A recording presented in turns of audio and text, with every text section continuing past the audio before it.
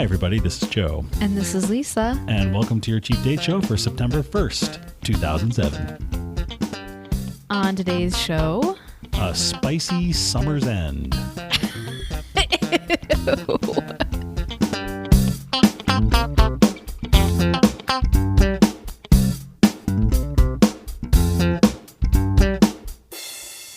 I don't want to know. Oh, why? What's wrong with that? I don't know. That's nice. It's a summer's end and it's spicy. I know what you're talking about. A spicy end to summer? Well, it doesn't sound... Why? Do you think it sounds dirty or something? No. It just sounds funny. Oh. What, I'm funny? Like I'm a clown? You are. You're here for my amusement. And a good thing, too, with the Family Secrets trial going on here in Chicago. I didn't kill that guy. What a segue. Absolutely not. But we have fingerprints. We have 40 people who said they saw you do it. We have your DNA on it. I didn't do it. Okay. Well, if you did it, I should try that. All right. Welcome to Chicago. Hey, everybody. Welcome to the Cheap Date Show. I'm looking across the dining room table at an absolutely gorgeous wife. Now, someday some of these people are going to meet me at a podcaster meetup, and they're going to be like, where's your gorgeous wife? Well, yeah. You're not going to be with me? You know what I mean. Oh, you are gorgeous. Anyhow, that's not what this podcast is about. Let's move on to talk about how we are. It's a gorgeous late summer night as we're recording this. Is it not? It's like 70 degrees out. Absolutely beautiful. We have the windows open, although we had to close them because there's lots of airplanes coming overhead for some reason. The flight Probably patterns because are we live changing. right by O'Hare. But the flight pattern seems to be over our house again today. Yes, it is. But you got the crickets chirping. It's a gorgeous evening. And what better way to spend a gorgeous evening than talking about food? Food. So, Let's what talk do we want about. to start with today? We decided to take a little trip. We remained in the greater suburbs of Chicago, the northwestern suburbs of Chicago, but we went a little bit further northwest to a little town I used to live in, a little town called Algonquin, Illinois. Algonquin, Illinois, a little hamlet which is nestled on the Fox River. And Joe, let's tell the folks at home or in their cars or at work or wherever they are. Wherever they may be. What would coax us all the way out to Algonquin, Illinois? I'll tell you what would coax us out to Algonquin, Illinois. Some awesome barbecue. The likes of which you typically will not find here in the greater Chicagoland area. Or anywhere outside of, like, Texas. That's true. Oh, we should have Shelly try this. Perhaps we should next time they come to town. As an authenticity gauge. That's right. Because we thought it was amazing, but... We went to the Texan Barbecue, which is right on Route 31. Aptly named. Which is right on Route 31 in Algonquin. Well, let's do this. Let's describe, before we dive into the menu and everything else, let's describe the barbecue itself and see if we can get an authenticity check just based on... Preparation? Yeah. Okay. Just based on the format. Sure. Okay. The format of the restaurant? Format of the... No, the food. Well, go. Let her rip. I'm right. just along for the ride. Remember, I'm your sidekick. Joe and I both had, now I do have to look it up, the barbecue beef brisket. And there was nothing brief about it. Har har. Served with choice of potato, barbecue beans, slaw, roll, and sweet pickles. From our hickory barbecue pit, cooked 14 hours. So here's what we got. Neither of us are big ribs fans. Say what you will, we're just not. So we both got the beef. It was roasted, presumably in this hickory pit, presumably for 14 hours or however long. There was no mistake in it. Sliced what? Not like deli sandwich thin.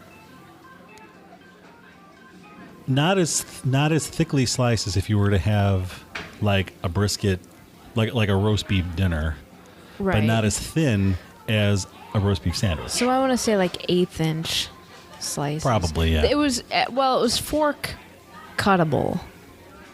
Okay, I'll take that. Wasn't it? Yes, it will. Oh, definitely. Okay, so dry roasted and then sliced and topped with barbecue sauce. I was expecting it to be super saucy, like shredded beef is, but it wasn't. It was just topped with sauce. And the sauce was amazing. The notable thing about the sauce was it was topped with mild. They also had a spicy and spicier version. So there were 3 levels of spice starting with. They had the standard, the spicy, and the hot. It comes with, when you order the food there, unless you ask for it otherwise, it comes with the standard barbecue sauce, the regular. I don't even think they call it mild. They just call it. Yeah, they call it mild. Okay, mild barbecue sauce. But then they have a little counter in the restaurant where you can go up with the little cups and you can load up on the heavier duty stuff. So how would we describe the sauce? Because the sauce wasn't like barbecue sauce I've had before. It wasn't your open pit. It wasn't your Casey Masterpiece. It wasn't your Sweet Baby Ray's. It wasn't sugary at all. No. I won't say it wasn't sweet, but it really was not very sweet. It was mostly smoky and tangy with just enough sweetness to round it out. You know what I mean? I'm with you. And the spicy and spicier were just the same, only with the additional heat. Right. Not a whole bunch of fancy different sauces. Not like Buffalo Wild Wings. True. Just a wonderful, smooth, dark sauce. Right. And what else? The beef itself, we should talk about. Like Lisa said, we both had the same thing. It was incredibly tender. You didn't need to use a knife at all. You would just take it, and it wasn't mushy. It was firm, yet it was tender enough where you could take your fork and just go, whoosh, and then take a mouthful, and oh man! And the portions are not scant. They're huge. Oh my gosh! I think that was like a pound of beef. It seemed to be. It was heavy duty stuff. It was incredible. But it was good. What do we have on the side with that? Oh, have I mentioned that I'm not a vegetarian anymore? I think we've established that now. Well, as of I'm not. Cards and letters, dish at cheapdateshow.com. You are cut off. I know. No more cookies. No more Kirkland signature mountain spring water for me. Ooh, was that a plug? Remember when we were chatting online and I asked what you were drinking and you said Ice Mountain and I thought it was beer? It's true. Let me have an Ice Mountain. Oh, yeah. Sounds good. Sounds like a microbrew. Yeah. Bottled at the source. What do we have as a side dish with our brisket? Let's see. We got baked beans that were wonderful. Absolutely amazing baked beans. Again, very smoky, probably with the same kind of sauce, right? They seem to match pretty well. Potato. I got garlic mashed potatoes. You got curly fries. Curly fries. Very authentic. Especially dipped in the hot sauce. Slaw. Neither of us eat coleslaw. And a roll. Right. And I don't remember the roll very much because we got a corn muffin. We got a giant corn muffin on the side. Like the size of a softball. Oh. And it was really, really good. Very tender, very flaky, or very, not crumbly, but it held together nicely. Flaky. Well, I guess corn muffins would be flaky. Tender, that's the word I'm looking for. So it was absolutely delicious. Let's talk about the decor of the place. Well, first of all, when you walk in, it's a house. It's an old house. I didn't really catch that, but I guess it makes sense now. It's an old house that's been converted into a restaurant. You walk into what evidently was at one time the living room, and they have a menu board and a girl sitting behind the register, and they got country music playing, and they got actually if you've ever been in Lone Star Grill, the fakiness of Lone Star actually seems genuine at the Texan Barbecue. Yeah, because they have like a lot of not unfinished, but sort of rough wood furnishings, and it's like rough paneling on the wall. You got your horseshoes and your various horse tack on the walls, and there's a bear's head, right? Equine gear. There's a bear's head in the back. Yeah, there is. And there was a picture of the Lone Ranger right over my shoulder. Oh yeah, that's right. There were Western pictures. The booths are covered with like Western style blankets. Well, there you go. Yeah, like Mexican blankets. So, so you walk in, you place your order, and then somebody, like the managers, place your order with an authentic chicken, like a Hollister T-shirt. That's right. It breaks Can I down a little help bit you? right there. But then they bring your food out to you, and they're very attentive when they bring the stuff out. So it is sort of self-serve, but also... They are very good. I didn't mean to say the service is not good, just that the staff is not like dressed in cowboy hats or anything. Right, silly it's not like that. kitschy at all. And they are very, yeah, considering you place your order at a counter and then wait for your food to be done, they're very attentive. Yeah. And really, the service that you do get is really good. Very much so. And in fact, there was a customer who had placed an order, and he specifically asked that the beef be sliced extra thin. And the manager went back to the kitchen to specifically ask that this customer, he's a good long-time customer, let's make sure that we take care of him. And I thought that was a really, really nice touch.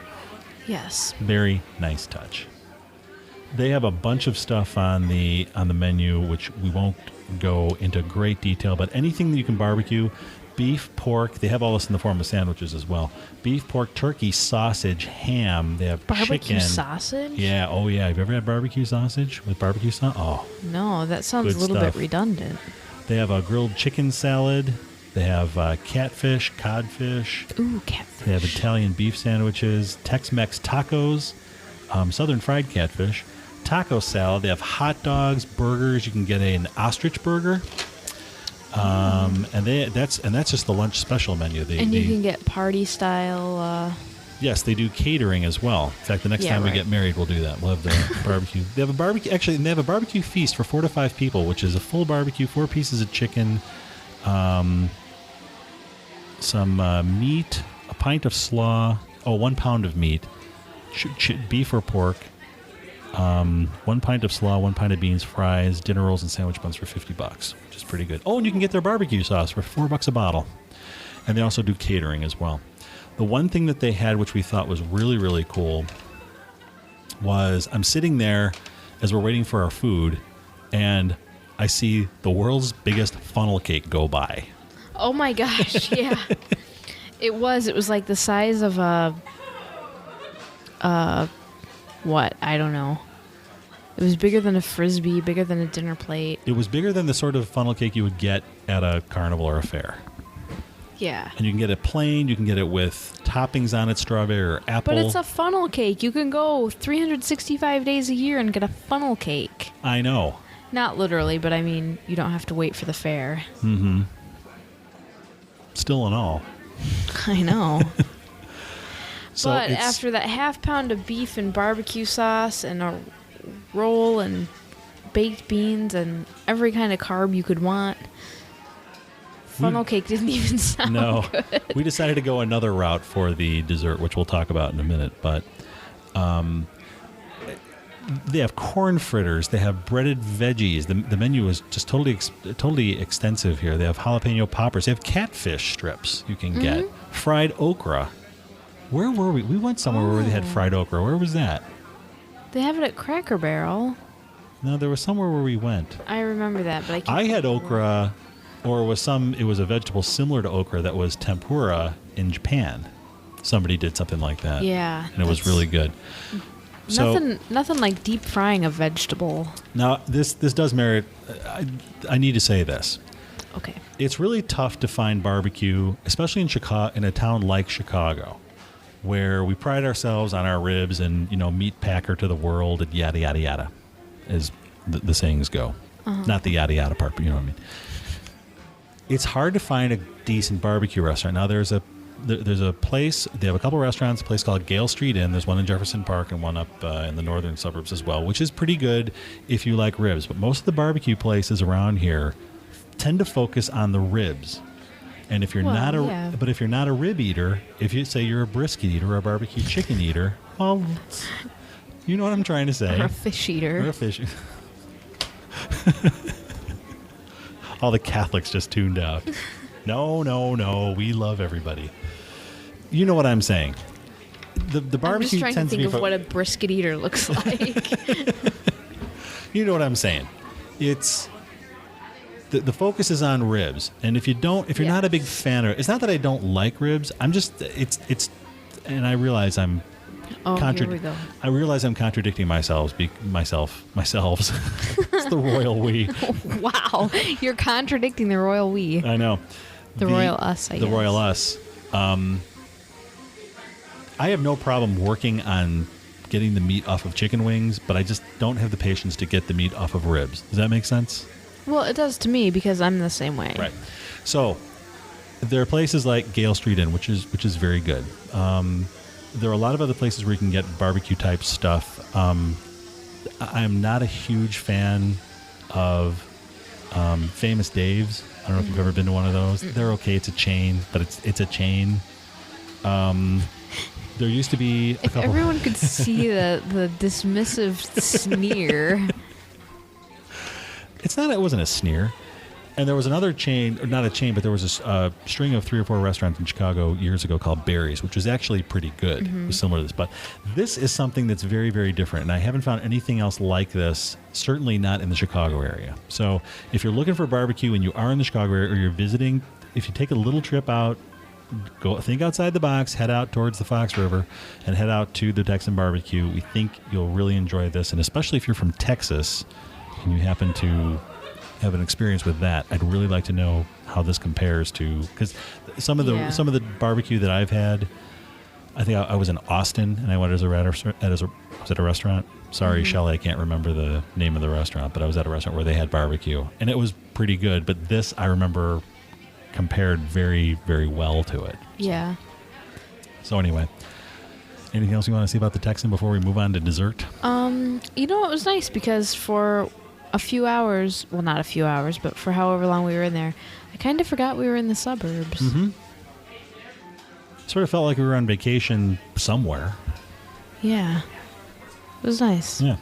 So the Texan is located at 101 North Main Street in Algonquin. That is on Route 31, just north of Algonquin Road, just over the river, just past Port Edwards Restaurant. And it's on the east side. Well, this is important stuff because Route 31 is kind of a nightmare in that spot. It's on the east side of the street. So the best thing to do would be, if you're coming to Google map it, but come from the south as opposed to from the north, because then you'll have to swing across traffic. And oh my gosh, it's just, oh gosh. Oh, you'll never get out of there. All right. For dessert, OMG, as the kids like to say. As you like to say. We decided to continue down Route 62, which is Algonquin Road, further northwest, if you can imagine that.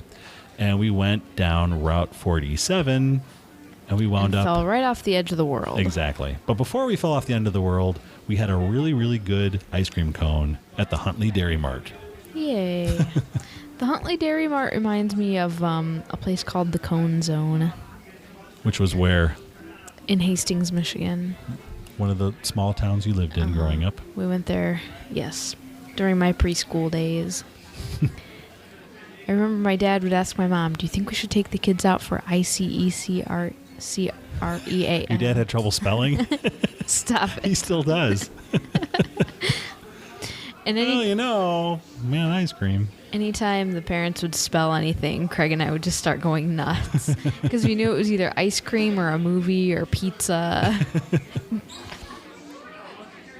So anyway, the Huntley Dairy Mart. Anyway, it's a drive-in, but it's not a drive-in in the sense that they come to your car. It's a drive-in when you pull up your car and there's tables all along the spots where you park your car, and then you go up to a window and you order. I had a caramel sundae, vanilla ice cream, caramel sauce, whipped cream, nuts, and a cherry. For like 50 cents. It wasn't that cheap, but it was a couple bucks. And, we forgot to mention about the Texan. Sorry, folks. Pause this. Oh, boy. The Texan, the two of us got out of there with soft drinks and everything for probably $25, I think it was. Okay. And the brisket was like the most expensive thing on the menu. But definitely worth it. Okay, back to ice cream. Right. You had what? A chocolate cone. Mm-hmm. Soft serve. Soft serve on a kitty cone. And the very first thing Lisa said when she tasted it was, this tastes just like it's from the Cone Zone. There's a certain taste of that ice cream that you don't get in a lot of other places. And I don't know what it is. I don't know if it's the mix they use or what, but it's delicious. If I had to guess, I might say it's a little bit of maltiness. Maybe. But it's delicious. And it's amazingly cheap. Yes. Your cone and my sundae together was like under $5. That same thing at Dairy Queen would have been $7. Yeah. Easily. I'm in the mood for Dairy Queen. Well, let's talk about food. I know. The other cool thing about the Huntley Dairy Mart is that they have a whole bunch of stuff on their menu. They have... Yeah, it's your classic small town drive-in in this sense. They have a menu board, but then they have all these signs stuck up all over the place with like various prices for various things. Yeah. Tater tots, 75 cents. Pizza puff. Corn dog, pizza puff, fries. Anything you can buy frozen and cook in a deep fryer, they serve. They also have, in addition to ice cream and the stuff, they do, along with the pizza puffs and whatnot, hamburgers, hot dogs, turkey burgers. There was a bunch of stuff that was on there. Didn't they do a catfish burger there too? Something like that, or tuna fish. They had tuna. Yeah, and they had a couple of other fish on the menu as well, like and fried fish sandwiches. And they had some version of a blizzard called swirly or something. That'd be something else. I don't think it was called a swirly, but it was called something similar to that. The other great thing about these small town ice cream places is amazing variety. Yes. Like anything they can find to make a blizzard out of, they do. Yeah, exactly. Cheerios. I mean, I don't know if they have Cheerios, but they would throw that. They would do that sort of thing there. Sure. So it was wonderful. And again, as we said, it was cheap. And it was not very far from We Know Why You Fly. Oh. Just to go over the house. So it was delicious. And definitely worth the trip. So if you're out there, if you're out wandering around in the hinterlands of the Chicago area in the Northwest, the Huntley Dairy Mart, you can find them at 10706 North Illinois Route 47. That's Route 47 between Huntley Road to the south and Algonquin Road to the north.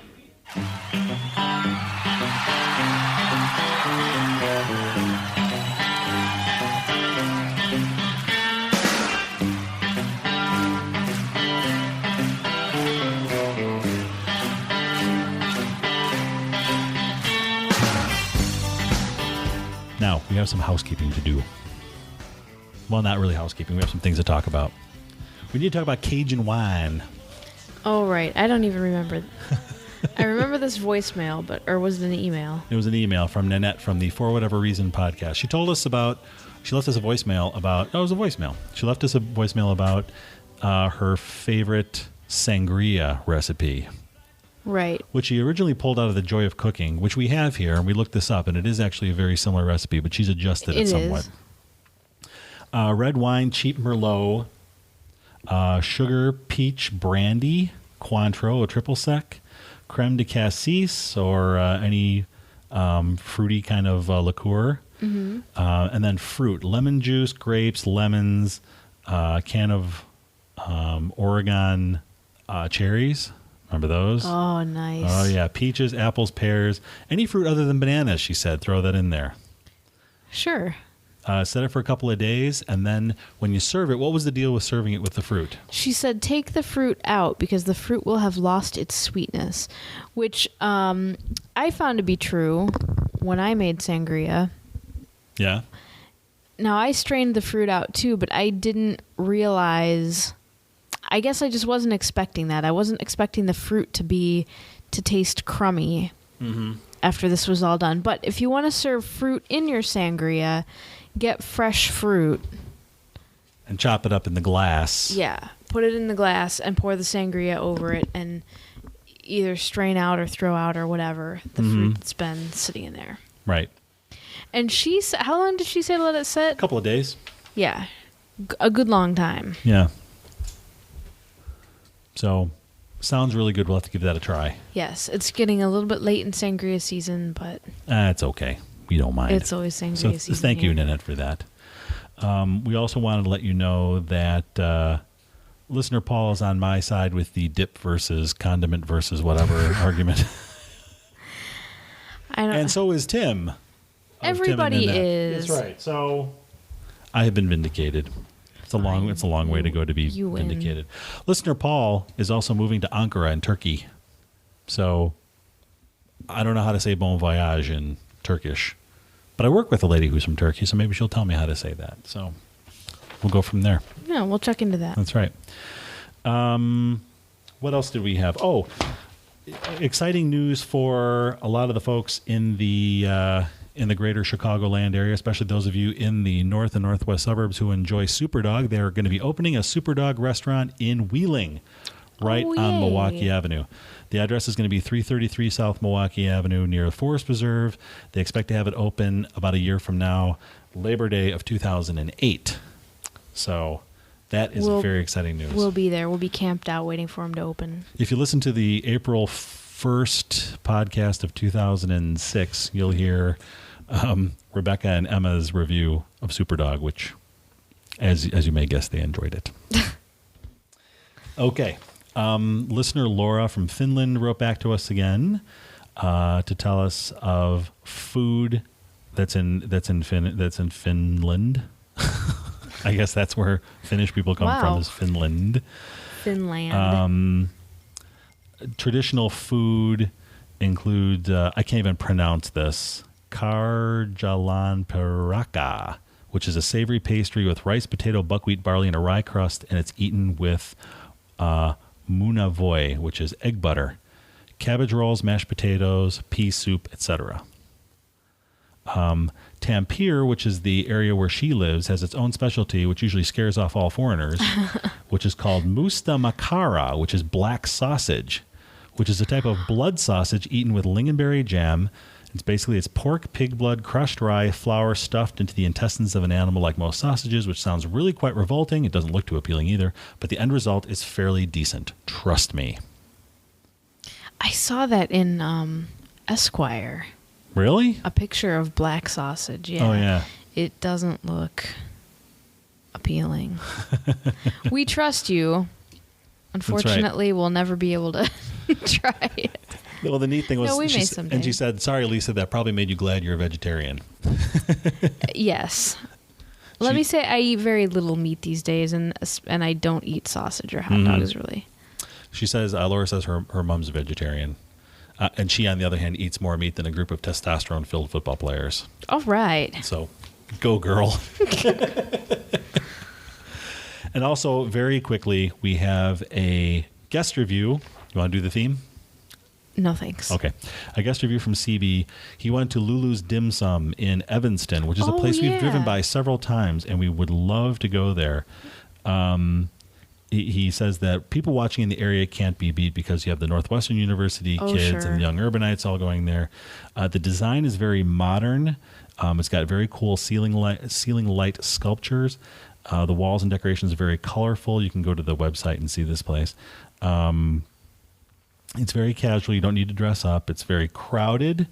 But the night they went out, it was it was pretty empty. The menu is broken up into different categories, so you can pick things out from various columns. They ordered some spring rolls for appetizers, and they also said that all of the dishes that they have can be made vegetarian style if you want. They'll do tofu instead of the meats. Plates are colorful. They had a sweet and sour hot mustard sauce was on a lot of the things that were there. Szechuan chicken he had, and what else? I'm sorry, I'm just scanning this real quick. His guest ordered green beans, which is stir fry with tofu, ginger, and garlic with Chinese oyster sauce. Oh, that sounds awesome. He thought that she was a little bit off to order this, but she had ordered it before and really enjoyed it. And she also ordered a side of white rice. The order to him looked like it was a large side dish rather than an entree, but she really enjoyed it. He said the food is incredible prices. His was around $10 and his guest was around $6, and it made it a great deal. The only complaint was that the service was extremely slow, and parking is a challenge. Yeah, parking is definitely dicey. So thank you for that guest review. Yeah, CB. Thanks. We'll be down there one of these days. We shall. We covered a lot of ground, darling. All the way to Huntley and back. I know. What more could you ask? Not much. Ask. You're not getting it. By the way, if you have anything else, we have the lines are still open for you to have items added to Lisa and Joe's 5 major food groups. The 2 groups, which have already been named and are spoken for, are beer and chocolate. So there are 3 to go. Put your votes in right now. 4. I think sausage might be one. That would work. That would work for me. Little Bob Evans. No, not that kind of sausage. I can't. right. How could you? If people want to get a hold of us, Lisa, how do they go about doing that? I suggest email. Our email address is dish@cheapdateshow.com. That's right.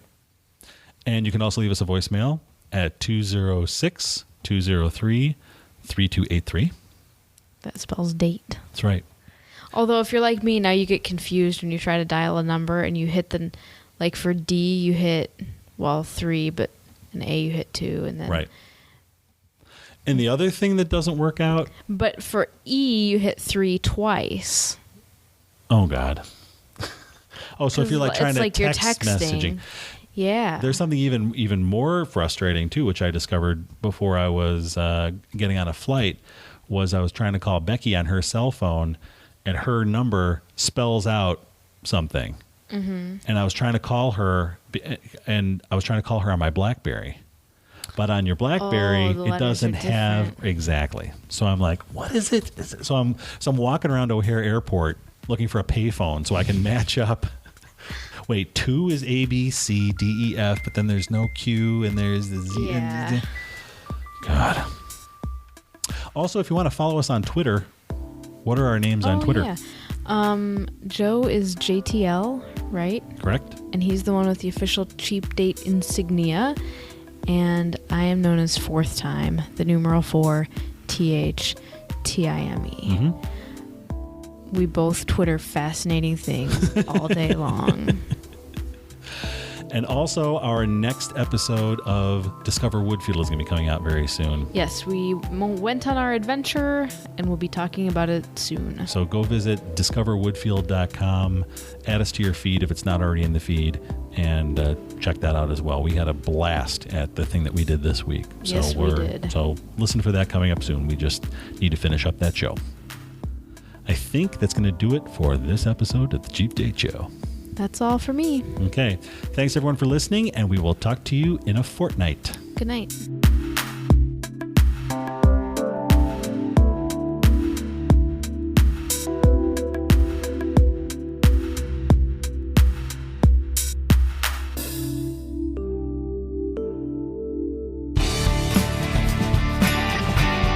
This podcast is a production of Cheap Date Media at cheapdatemedia.com.